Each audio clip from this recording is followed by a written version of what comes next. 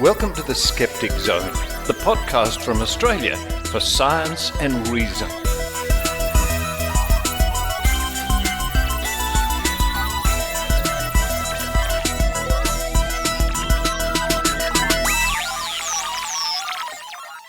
Yes, it's the Skeptic Zone podcast, episode number 832 for the 15th of September 2024. Richard Saunders coming to you from Sydney, Australia, where the weather has changed and a cool change has blasted up from the Antarctic. I think my friends in Melbourne especially would have felt the chill as the cold air breezed through. Maybe it's a good time for getting under the covers and watching TV in bed with a cat. And speaking of cat, today the show starts off with, for crying out loud, it's Cat McLeod, all the way from Edmonton, Canada. And Kat's going to tell us about lucky girl syndrome, the law of attraction, the power of positive thinking, manifesting.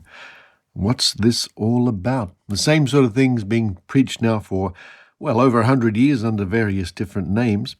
And Kat is going to look into the law of attraction and tell us the secret to manifesting good things in our lives. Oh, if only that worked. For crying out loud, it's Cat McLeod. Following that, it's the other loon from Canada, Adrienne Hill, chiming in with this week's newsletter written by Tim Mendham. What's going on in the skeptical world at the moment?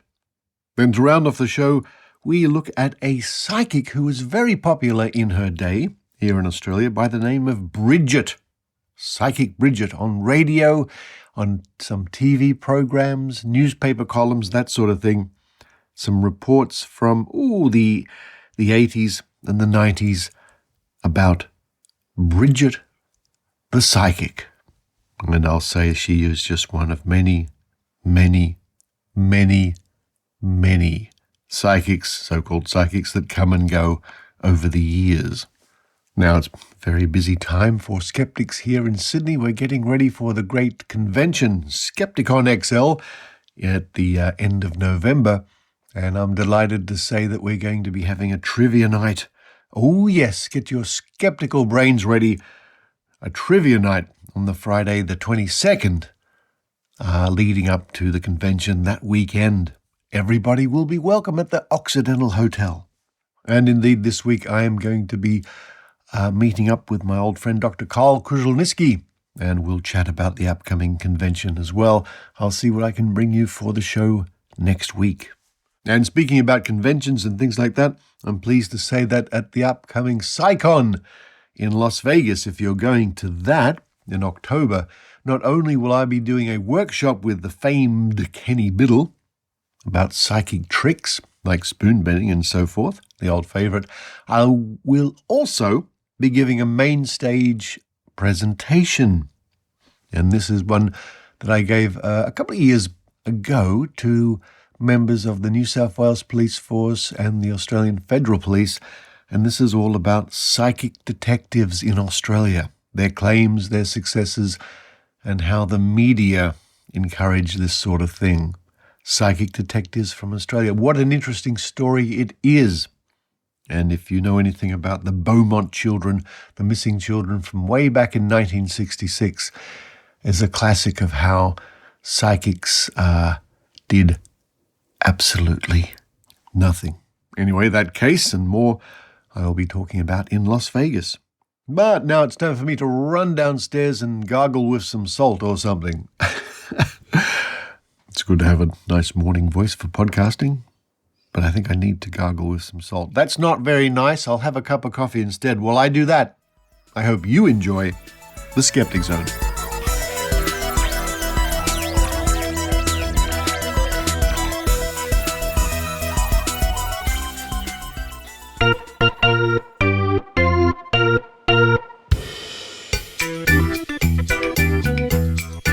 For crying out loud,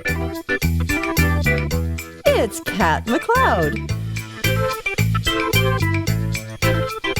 Lucky girl syndrome, the law of attraction, the power of positive thinking, the secret, manifesting. The same idea has been preached for nearly 150 years under different names. We're taught from our first birthday cake that we should make a wish, and hopefully putting that thought out to the universe will result in obtaining our desires. Now there are social media manifesting influencers, which came about with the boom in online spiritualism and self-help philosophy that emerged at the start of the COVID-19 pandemic. According to the New York Times and Google data, online searches for manifesting rose more than 600% during the first few months of the pandemic. Many self-help slogans and beliefs owe a sizable debt to a 19th century movement that claimed that positive and negative emotions determine our material realities. The law of attraction claims that the universe will make your dreams come true if you think positively enough and envision those wishes into existence. The mesmeric healer Phineas Parkhurst Quimby founded a philosophy known as New Thought. It came out of the American transcendentalism and other religious-based investigations into links between mind, body, and soul. The concept was promoted by philosophers such as Ralph Waldo Emerson. Quimby believed that illness is a matter of the mind, which results from the patient's mistaken beliefs. Of course, we know similar things are still in existence with the popularity of the mind-body wallet sessions that are still around today. In Sydney in 1898, Henry Cardew launched his journal, The Metaphysician, which he published for more than a decade under various titles including Progressive Thought, Science of Life, and Progressive Thinker. His fixation on progress reflected the New Thought beliefs about the continuing improvement of humanity, seen as an inevitable journey towards a new age when peace and love would rule. They believed that by turning inward, a higher power or source was endlessly accessible. Positive thinking could also attract wealth. The magazine made explicit a causal link between thinking the wrong thoughts and physical illness. In the very first issue, an article titled Storm Centers by E.A. Pennock drew an analogy between weather patterns, disease, and the imperative of cultivating positive over negative emotions. Quote, I believe that cancer and ulcer are always expressions of a mental storm center. An injury may first turn anxious thought to a certain spot, and as it is held there, a center of impurity and disease is formed, into which all the diseased cells of the body find their way, end quote. He later added that, quote, when love rules within and acts upon these cells, and all our energies are used for love's activities towards humanity, the divine and heavenly order is being realized, end quote. Psychologist of religion William James called the philosophy a religion of healthy-mindedness. In his 1902 book, The Varieties of Religious Experience, A Study in Human Nature, James outlined how practitioners believed in the, quote, all-saving power of healthy-minded attitudes, as such, in the conquering efficacy of courage, hope, and trust, and a correlative contempt for doubt, fear, worry, and all nervously precautionary states of mind, end quote. He goes on reporting, quote, one hears of the gospel of relaxation, of the don't worry movement, of people who repeat to themselves, youth, health, vigor, when dressing in the morning as their motto for the day, end quote, nodding to the central role given to positive affirmations. He continues, quote, complaints of the weather are getting to be forbidden in many households, and more people are recognizing it to be bad form to speak of disagreeable sensations or to make much of the ordinary inconveniences and ailments of life, end quote. William Walker Atkinson penned a few books, including Thought Force in Business and Everyday Life, which has the long subtitle of Being a Series of Lessons in Personal Magnetism, Psychic Influence, Thought Force, Concentration, Willpower, and Practical Mental State, published in 1900. The author states in the preface that he hopes the lessons aid in, quote, removing fear thought from the minds of men, of replacing I can't with I can and I will, end quote. And in 1906, his book Thought Vibration, or The Law of Attraction in the Thought World, was published, which heavily used the term law of attraction. Wallace Delois Wattles' book, The Science of Getting Rich, was released in 1910. In it, he expounded on the universal function of energy as, quote, material from which all things are produced, end quote, and emphasized the creative role of thinking in the manifesting process. Wattles was the first to devote an entire chapter to the notion of gratitude as a tool to aid practitioners in their manifestation work. Napoleon Hill released The Law of Success in 16 Lessons in 1928, which also commonly used the term law of attraction. In 1937, he published his most renowned book, Think and Grow Rich, which went on to become one of the world's best-selling books. His book, Think and Grow Rich, was shrouded in mystery, such as Hill's pledge to provide the genuine secret to success, which was never revealed, leading to several theories, but no real answers. More on him in a moment. Walter S. Binks was an author and self-help lecturer in Australia in the 1930s and 40s. He preached that, quote, you can overcome the disabilities of ill health or fear of ill health. Of course you can, end quote. He reframed every challenge as a task for positive thinking and revealed the imaginative elasticity required of new thoughts adherence during times of crisis. He proposed, quote, whoever dies a so-called natural death below the age of 120 dies of gastronomic suicide. How ironic that he died at age 91. I think most people would be happy to live that long, but clearly it was a failure on his part, in his own eyes. In the mid-1980s, during the New Age movement, Jerry and Esther Hicks's work became one of the most influential sources for inspiring and instructive resources on the subject of the law of attraction.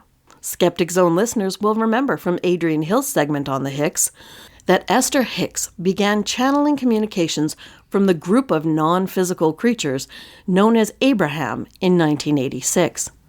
While Esther's experience was first unsettling, the method piqued her husband Jerry's curiosity, and Esther and Jerry soon began delivering channeling classes to ever-growing groups of people. These works are summed up as the teachings of Abraham, and even though Jerry Hicks died in 2011, Esther continues to deliver workshops and seminars in which she channels Abraham's responses to whatever problems people have. Reportedly, Esther channeled one of Abraham's messages in which the spirit of Napoleon Hill revealed that the word vibration had to be removed from earlier editions of his book due to Hill's fear that such a term would not be accepted, would prevent sales, and was outright frightening for most of the readers at the time. How fascinating that an author would care about book sales decades after his death. In 2006, Rhonda Byrne's book, The Secret, was published. Touted by celebrities like Oprah Winfrey, the manifesting mantras once again became all the rage. The Secret sends out loud and clear messages. Things are created by thoughts. Positive emotional attitudes are both beneficial and required for manifesting wishes. Believe in yourself and you will succeed. So what's wrong with that? This world is so full of doom and gloom. Shouldn't we all strive to be more positive? Everything in moderation, dear listeners, even positive thinking.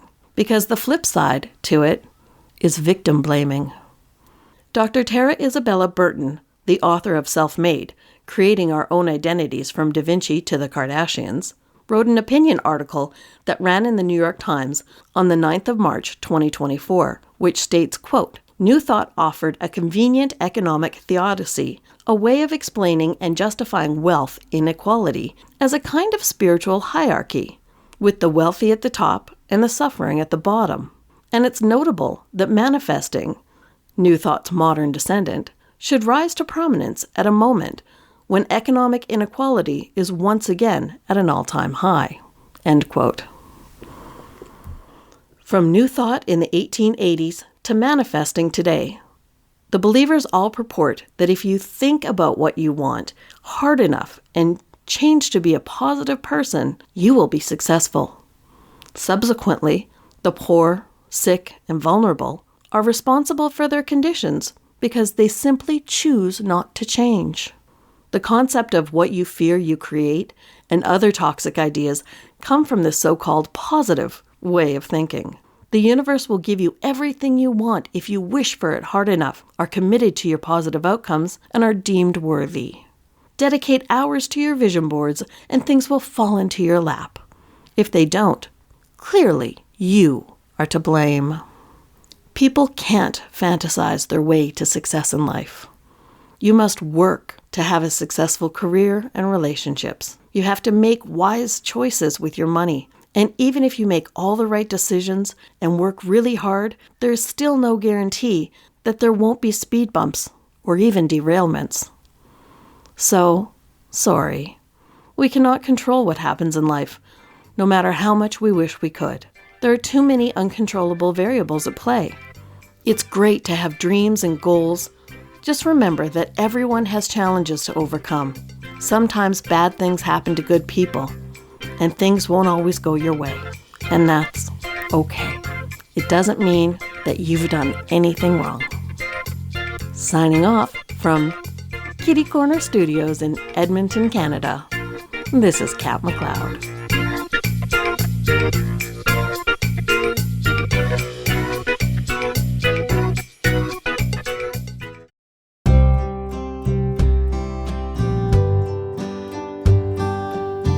ただいま聞いていただいているポッドキャストはオーストラリアから The Skeptic Zone という科学と論理のポッドキャストです。英語は世界中で数ある言葉の一つですが、このポッドキャストはいろいろな国の言葉で紹介します。www.skepticzone.tv を調べて、ホームページの下までにスクロールすると、折り紙のピガサスという翼のある豚を工夫したリチャード・ソーンダスのオリジナルの折り紙のポスターをダウンロードをすることができます。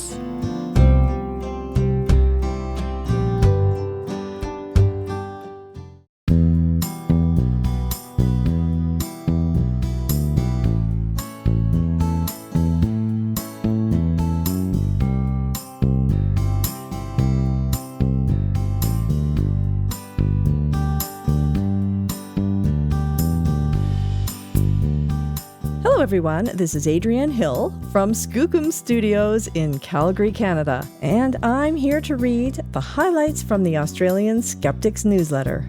And this is newsletter number 205. And remember, you can subscribe to this newsletter and receive it every other week in your inbox.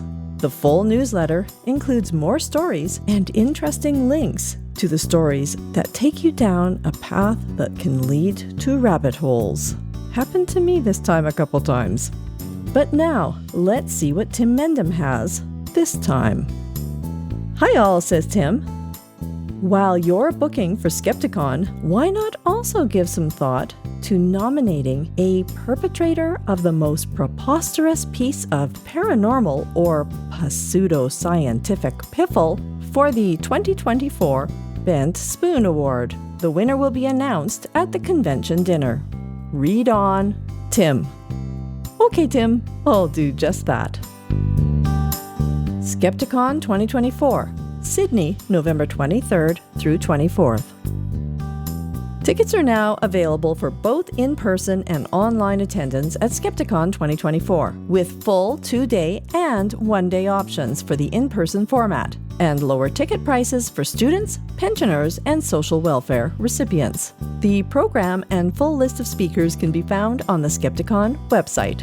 You can also get tickets for the gala dinner, which includes food, drinks, awards, comedy, and conviviality. And hopefully lots of giggling. U.S. measles outbreaks as vaccine skepticism rises. I think that word needs to be replaced with denialism or something else. Amid a number of measles outbreaks across the U.S., a new Gallup poll shows that support for childhood vaccinations has dropped considerably since 2019. The percentage of Americans who say vaccinating their children is essential has dropped from 58% in 2019 to 40%. And only 51% believe the government should require children to be vaccinated, down from 62% in 2019. Meanwhile, a CDC report found that vaccination rates dropped from 95% among kindergartners during the 2019 to 2020 school year to 93% 2 years later. 2% may not seem like much, but for diseases like measles, herd immunity becomes threatened when the vaccination rate falls below 95%. Not good news. Bent Spoon nominations are open. Nominations are open for the least desirable award on the skeptical calendar, and that is this year's Bent Spoon Awards. Suggest your preferred purveyor of preposterous paranormal or pseudoscientific piffle. The award will be presented along with more positive awards during the gala dinner at this year's convention. The current Spoon nominations include Channel 7, twice for astrology in the news and coverage of red light laser for autism. Oh dear. That latter nomination also includes Channel 9 and radio station 4BC. Other nominations are psychic Cale O'Donnell, Pharmacare, and Ross Coulthart. Last year's winner, going for the double. Mobile phones not linked to brain cancer. A new review of mobile phone research forms part of a series of systematic reviews commissioned by the World Health Organization to look more closely at possible health effects associated with exposure to radio waves. This systematic review provides the strongest evidence to date that radio waves from wireless technologies are not a hazard to human health. Lie detectors banned in California prisons.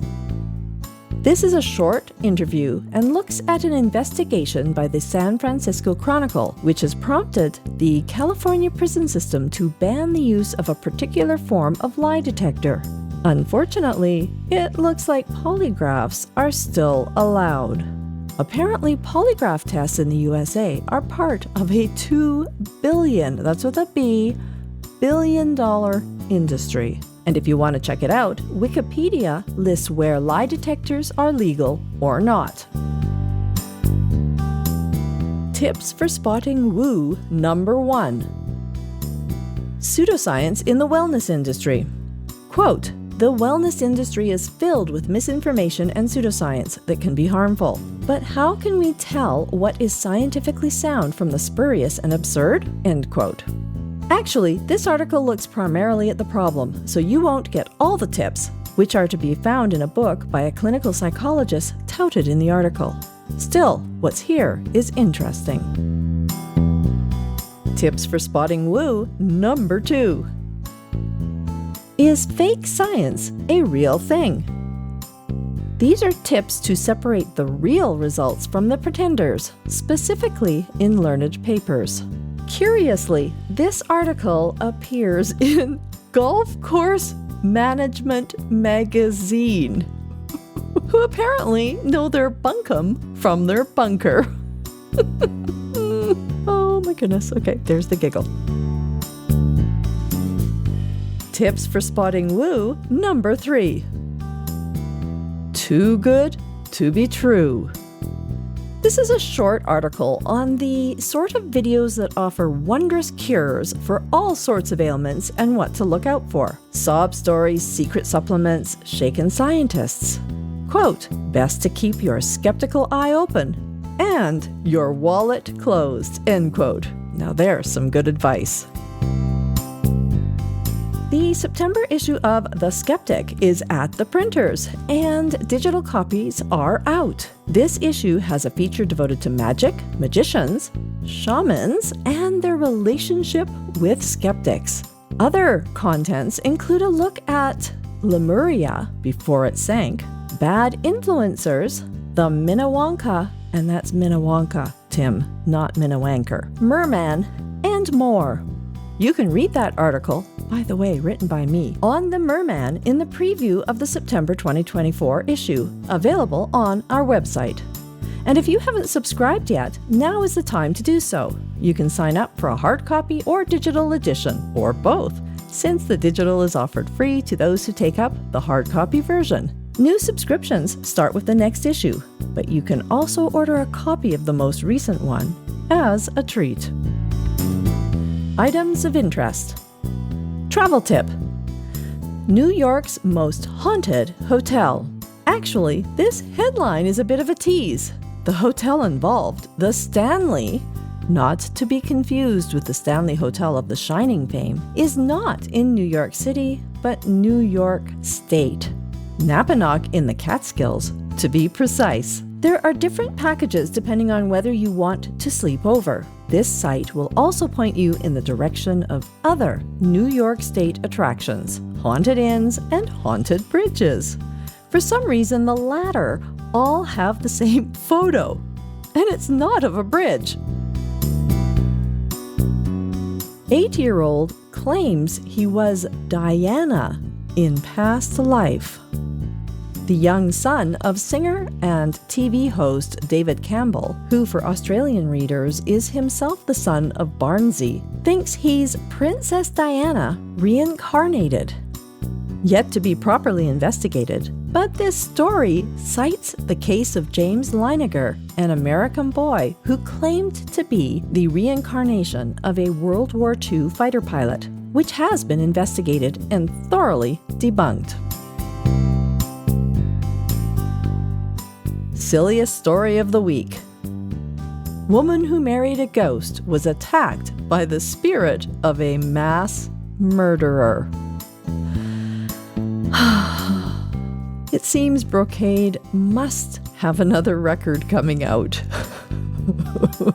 And in my opinion, what's really interesting about this story is that, if you click on the link in the newsletter, according to a video embedded in the article, the spirit was, quote, not dead, end quote, and, quote, riding a black stallion holding a slice of pizza, end quote. Now, if you only add in a few more spirits, that would be a Donnybrook I might enjoy seeing.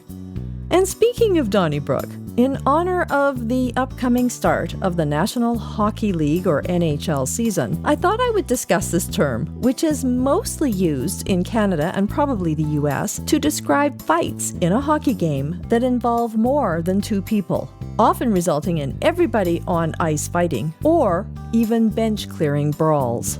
And as an aside, hello to listener and huge Edmonton Oilers fan from Australia, Laura. According to Wiktionary.com, the term Donnybrook originates from the Donnybrook Fair, which was held in Dublin from 1204 to 1855. And this was a notoriously disorderly event, just like the hockey events I described before. So in modern lingo, as a noun, it means a brawl or scene of chaos. And as an adjective, it just means chaotic. Until next time, this is Adrienne Hill signing off from Skookum Studios.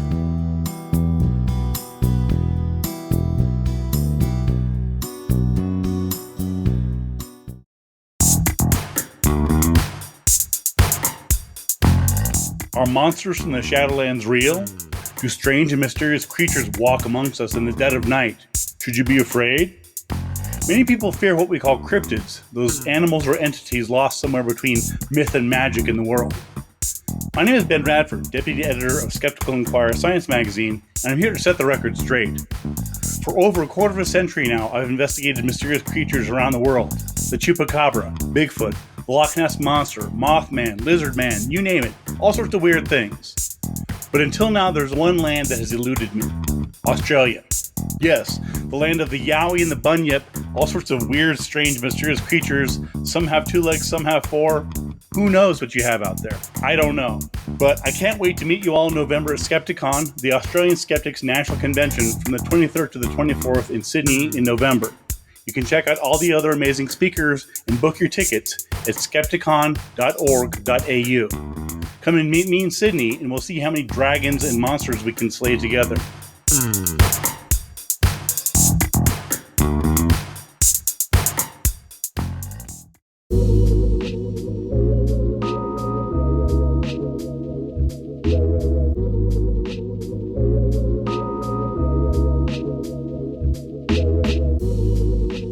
Now it's time once again to go back to the archives at Trove, of course, at trove.nla.gov.au. Sounds like a mantra, where we look for Australia's history as represented in the digital archives of newspapers and so on. But of course, we look further afield.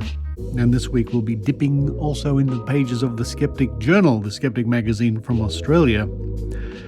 And this week's focus of our attention is a former, one-time, probably now retired as far as I know, psychic, so-called psychic or so-called clairvoyant or so-called mystic, one Briget Pluis. Now, there's a surprising amount of information when it comes to newspaper clippings and so on about Briget. She normally simply went by the name of Briget. She did talkback radio, call her psychic, and newspaper columns and the occasional TV appearance. But we are talking some decades ago. In fact, the latest posting on her Facebook page, for example, dates from 2017. So we suspect she's no longer active. But I think it's worthwhile every now and then visiting these psychics from the past to see what we can glean. And I noticed in my research, I noticed a story here in the Skeptic magazine, volume 16, number 1, and this dates from 1996, to give you some idea. And this is part of an investigation by Harry Edwards, who was a skeptical investigator of the era. And Harry talks about Briget Pluis, the star of 2UEs, and 2UE is a radio station here in Sydney, which used to be one of the top-rating talk stations, now just plays easy listening music for some reason. Anyway, she had a segment on there called Cosmic Connections, and he writes she was also a columnist for the Women's Weekly magazine. Now that's interesting. I don't think I have access to the archived Women's Weekly magazines of that particular decade, nevertheless. And Harry, writes he was contacted by the producer of Today Tonight, a news and current affairs program of the time on Channel 7, and he was asked if he'd like to attend and comment on one of Briget's performance at an RSL club. And this is the Return Services League Club. This is a community club here in Australia. And some time ago, Tim Mendham and I wrote a story about how it is such bad taste that people who pretend to talk to the dead appear at clubs dedicated to the memory of lost servicemen and women.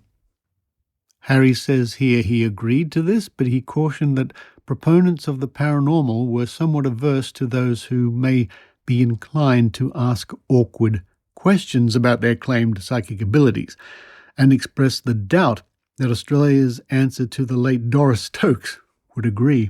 Then he writes, about 2 weeks later I was contacted again and had my assumption confirmed. Briget flatly refused to have me in the vicinity while she performed. Why not? I asked myself. Perhaps it's because a skeptic's negative vibrations cause static on the frequency she uses to contact the spirits of those who've passed on. Well, we're hardly surprised if a TV show said to a psychic, we want to do a story about you. They would be thrilled. And if they said, by the way, there will be an investigator from Australian Skeptics in the audience to see what you do, then I can well imagine that they would say no.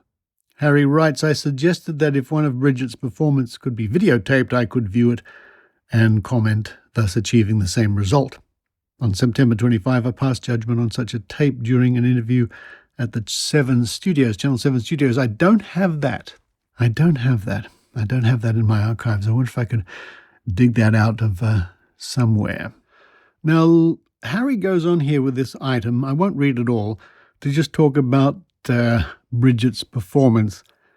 And, of course, it boils down to the same old cold reading techniques. There's no surprises here. He says Briget's modus operandi was nothing new and as transparent as the emperor's new clothes. She would pluck a name out of the air and look around to find someone who possibly had some affinity with that name. Thereafter, it was a game of question and answer, with Briget asking the questions and the nominee supplying the answers. Exactly the reverse of a psychic ability. Later on in the item, he writes, past failure. As an aside, Briget Pluis' past record as a psychic is unimpressive to say the least. While living in Canberra and practicing as a psychic in 1986, 16 of her predictions for that year were published in the January 1986 issue of the Canberra Times. After excluding 2 of the predictions that were either too vague or too predictable, she got 1 hit out of 14. And of that 2-part prediction, 1 part was obvious and the other part wrong. Briget's psychic choice to win the 1995 Melbourne Cup, the horse race, broadcast on station 2UE the Sunday evening prior to the race, never ran a place. I wonder how many of her claimed 200,000 radio fans did their dough. But having read that, let's pour through some of the newspaper items from some decades ago mentioning Briget.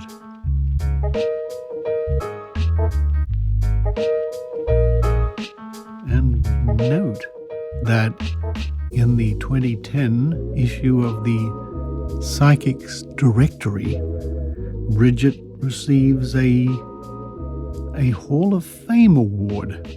The Psychic Hall of Fame awards are open to members of the association who have demonstrated a lifetime commitment to the psychic field. Recipients have a minimum of 30 years' experience in their craft. Our thanks to this year's winners for their contribution to the mystical arts. 2010 Hall of Fame Award, Briget Pluis. Briget began reading professionally in her early 30s. She began her television career on The Mike Walsh Show, which led to regular appearances on Don Lane's Tonight Show, Bert Newton's Good Morning Australia, and many others. For 6 years, Briget hosted a weekly 3-hour radio program on 2UE, which was the number 1 in its time slot. Her amazing ability to put listeners in touch with their departed loved ones constantly stunned them.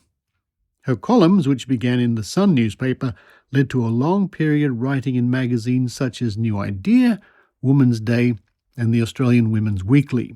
She currently writes for That's Life magazine. Due to popular demand, Briget began doing public appearances in clubs all over Australia.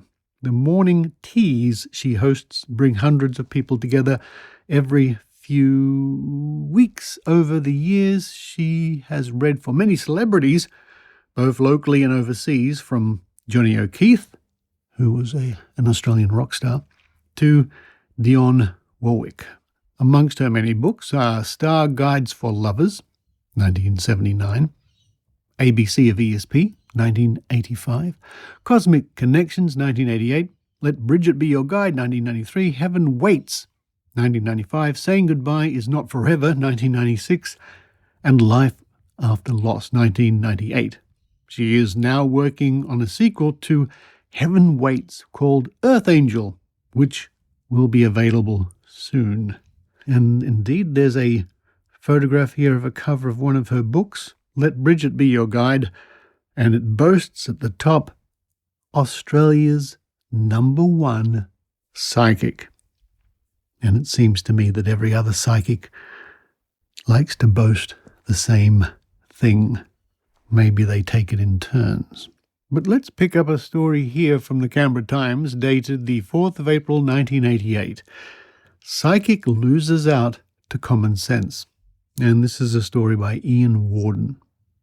As predicted, the president of Canberra Skeptics, Dr. William Gray, has compared his ability to predict the future with the abilities of a professional Canberra psychic and is claiming that his use of common old hunches and educated guesses is more successful than her use of magical mystery powers.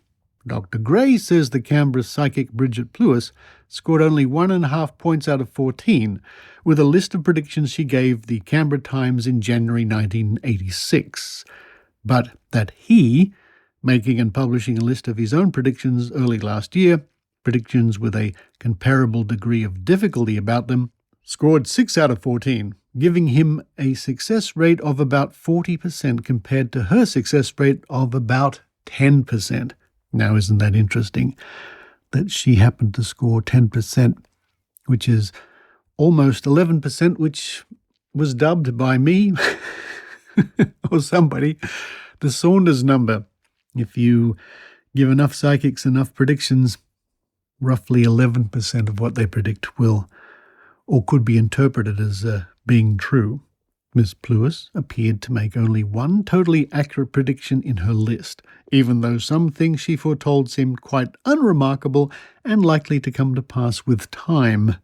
She was right in predicting the pop group Wham would disband, but was badly let down by Elton John, who did not become a father after all, by His Holiness the Pope, who remained in robust health, despite the prediction he would be hospitalized, by Sir Joe Bjelke-Petersen, who declined to go along with her double-barreled prediction he would retire from politics and that his health would be the catalyst. Terrorists let her down by not attacking Orly Airport, and the criminal class let her down when not one malefactor made an attempt to kidnap Prince William from school. The irritating Mr. Neville Rand did not suffer political and health setbacks between May and October, and the infuriating airline pilots did not oblige her with a major air disaster in Greece. And so it went on, with, other than Wham, only the Sydney Swans being at all obliging by going along in part with her vague prophecy they would do well. Dr. Gray gave her 0.5 point for that. Dr. Gray's list of predictions published in The Skeptic in early 1987, and if you want to check those out, all those issues are at skeptics.com.au, and which now can be assessed with hindsight, enjoyed more cooperation from those involved. The obliging Mr. Hawke and Mrs. Thatcher did call early elections and did win them. Pat Cash did reach the quarterfinals at Wimbledon. Dennis Conner saw his way clear to win the America's Cup back, and Sir Joe, who did not oblige Miss Pluis, obliged Dr. Gray by retiring from politics. Dr. Gray's score was spoiled by such unforeseen embuggerances, I'm not sure that's a word, as the Ayatollah Khomeini's churlish refusal to die, by the mulish refusal of a New Zealand horse to win the Melbourne Cup, and by the disappointing failure of the IRA to start a major terrorist offensive in Britain.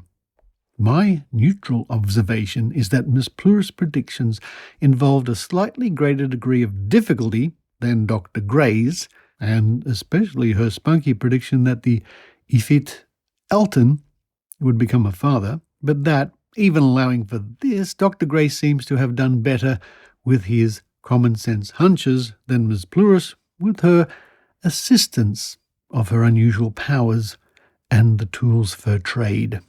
Dr. Gray reaches that conclusion himself, arguing that the moral of the outcome of the comparison is that we are likely to get better predictions and for free by consulting our good sense than by visiting professional psychics.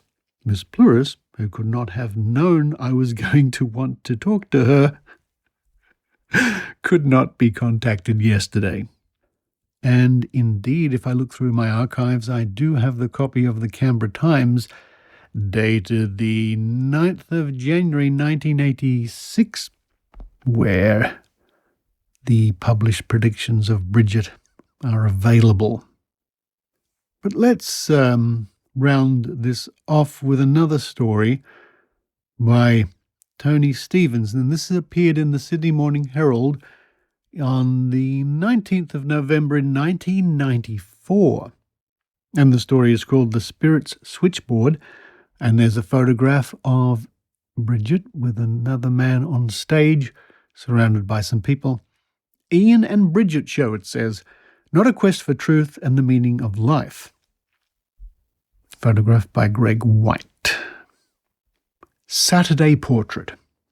Whether it be to talk to long-lost Uncle Harry or to seek spiritual guidance, there are many people who follow the Ian and Briget Psychic Show. And the story is as follows. There are several ways of looking at the Ian and Briget Show. You could say it's hocus pocus. You could say they provide a useful spiritual guide to individuals who feel a need for such help. Or you could say that customers pay $10 for a cup of tea, a biscuit, and a chat with a dead relative, which isn't bad value. It's part social, part spiritual, and part entertainment, says Briget, whose other name is Pluis, but who, like Madonna, usually relies on her first name. I still shake my head and wonder what's going on, says Ian Parry Ogden. It's not exactly a quest for truth and the meaning of life, but it is fascinating. Briget and Ian come together on Sunday nights on Radio 2UE. They also take their show to Clubland, where the advertising posters describe her as, quote, the celebrity psychic medium with amazing psychic power, end quote, who, quote, passes on messages from the spirit world, end quote. The son of a former director of the Royal Agricultural Society, Bill Parry Ogden, Ian was educated at private Christian schools, Trinity Grammar, King's and Shaw.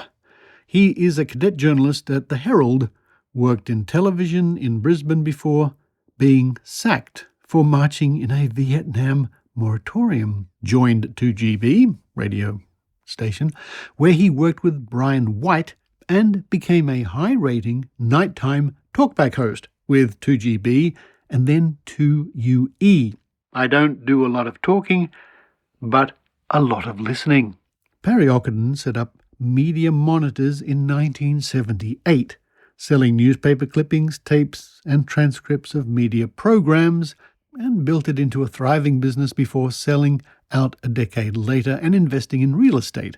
Interest rates climbed. A loan to a friend failed when the friend died, and Parry Ogden went broke. He is now back in business with media tape sales, which sells to individuals rather than companies, and is repaying debts. Then there's the Ian and Briget Show. Fiona McCullum, a clairvoyant, paved the way by setting the 2UE switchboard alight one day. What do we do with all these people? Someone asked. Tell them Elvis has left the building, said McCullum. I think we are onto something here, said program director John Brennan.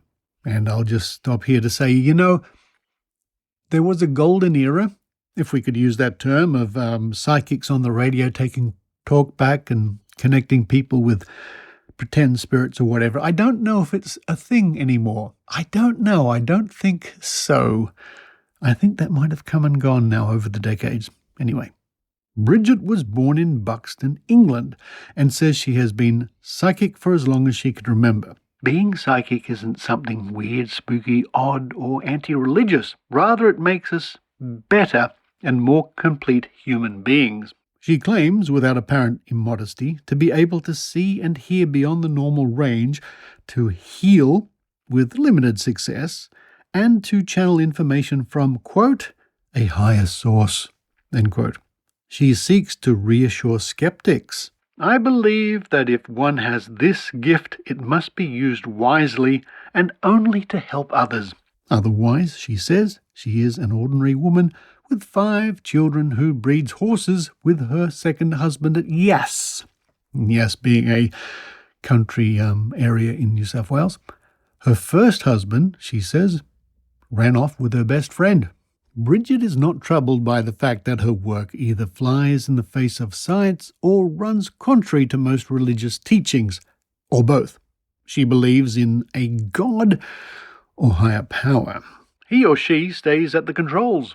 About 650 people turned up for the Ian and Briget show at the Bankstown Sports Club.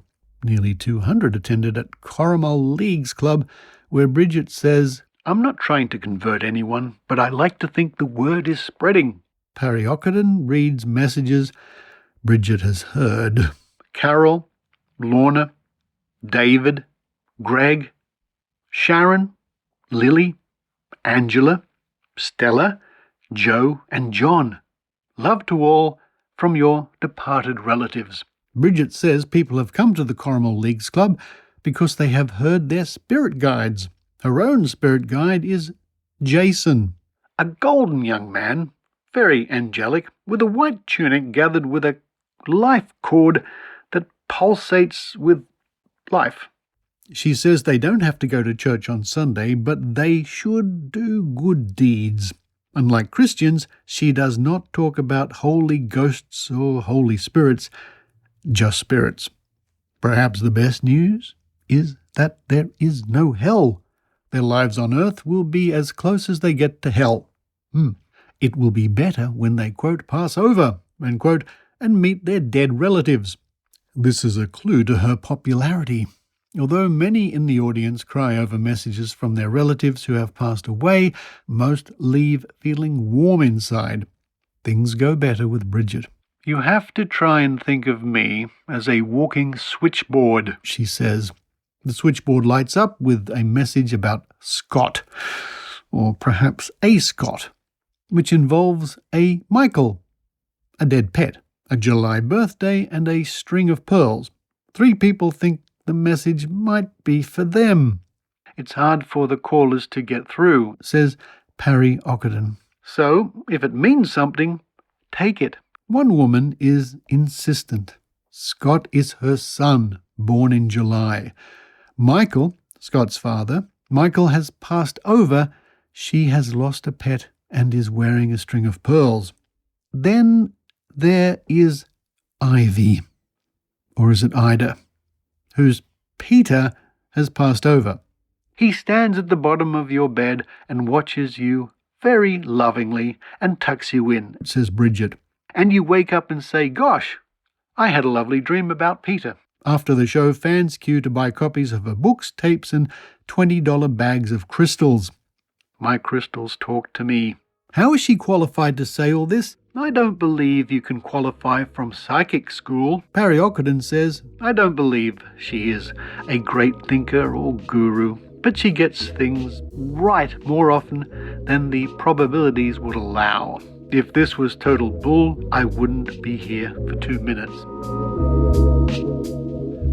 Now, it's interesting that in all my research I couldn't find any video references to Briget or her readings, her live shows, or her TV appearances. A little bit unusual, yes, we are talking about some decades ago.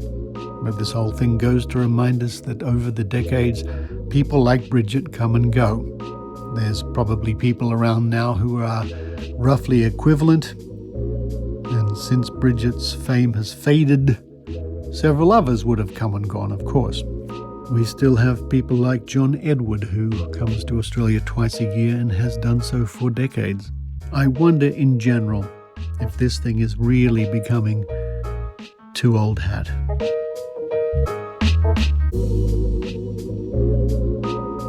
But from all my research on Briget, there's no reason to suspect she really has psychic powers. It seems to be stock standard cold reading, and there's no record of her applying for the Australian Skeptics $100,000 prize over the years. Psychic Briget, a former psychic star of the Australian media decades ago. But you too can read about former psychic stars. Or maybe if you can use your psychic power, you can tell us about the next psychic star when you visit Trove at trove.nla.gov.au, or you look through the pages of the Skeptic magazine. Free for you to download. Most back issues at skeptics.com.au, because when you go to your digital archives, you never know what you might find.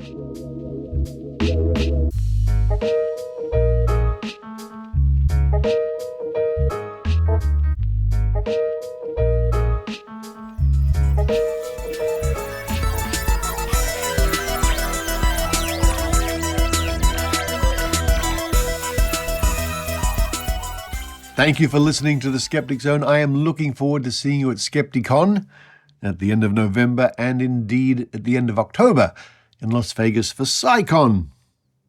Lots of cons going on. Coming up on next week's show, we're going to be looking at various claims of snake oil. How do you oil a snake? I don't know. Snake oil. It's a term we hear a lot when we're talking about quackery and alternative medicine. Thank you to those people who support the show with PayPal or Patreon subscriptions or, for lack of better words, donations. It keeps the show going. Thank you very much. And I should start every episode with this show is brought to you by you people who support the show. A big happy birthday to those people having a birthday soon, no matter where you are around the world, or even if you're from the mystical realms, like the fairies. Think about that. Fairies and origami dragons. What a thought. But for this week, with those strange thoughts running around my head, this is Richard Saunders signing off from Sydney, Australia.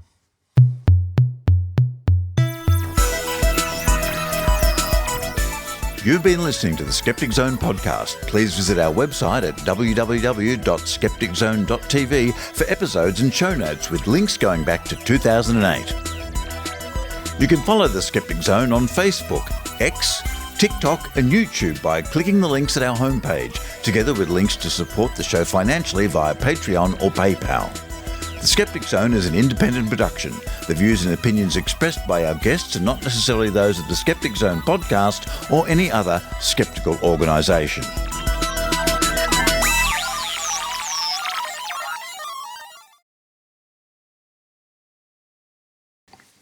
Hello to those people who listen for the dice game after the music. Yes, let's play it this week. This is where you get to use your predicting, magical, super-duper prognosticating powers. There's lots of P's in there. I'm going to roll a 10-sided die 3 times, always 4 times. I always say 3, but I always roll it 4 times. And you see if you can see into the future or the past, because it's already done. Now, as I speak to you, it's in the future, but as you listen to it, it's in the past. Yeah, it gets complex, I think. Anyway, I'm going to guess, how dare I? I'm going to use my psychic powers to guess the numbers. I think 6 will come up first. Write that down, followed by 2. Yeah, followed by 5. Hello, Susan. Go back. And lastly, 10. Why not? Okay, here we go. First number coming up. 7. Well, I was 1 off. And in the psychic claiming world, that's as good as. Okay. Next number coming up. Guess away. What is it? Oh, it's a 1. I was 1 off again. That can't be coincidence. I guessed 2 and it was a 1. Next number. This is ridiculous. I predicted 5 and the number is 4. What are the odds? You see, I'm not exactly right, but in the psychic world, I'm spot on. It's amazing. Okay, my next guess prediction was 10. Here it comes. 8, which is pretty close. You know, I'll pay that. I must be psychic.